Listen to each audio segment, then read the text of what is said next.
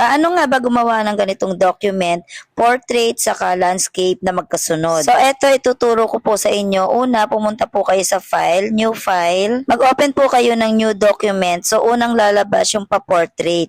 Depende sa inyo kung pipiliin nyo ay A4 o kaya naman yung long size. Mag-open na po kayo ng new document and then piliin nyo yung blank document.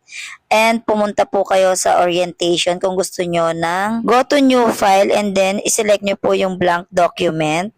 Piliin nyo na po kung A4 or 8x13 or legal size. And then may makikita po kayo dyang breaks. Go to insert and then maglagay kayo ulit ng blank page. And then piliin nyo na po yung orientation kung gusto nyo ng landscape. And then kung gusto nyo naman po ulit ng patayo or yung portrait, punta po ulit kayo sa break.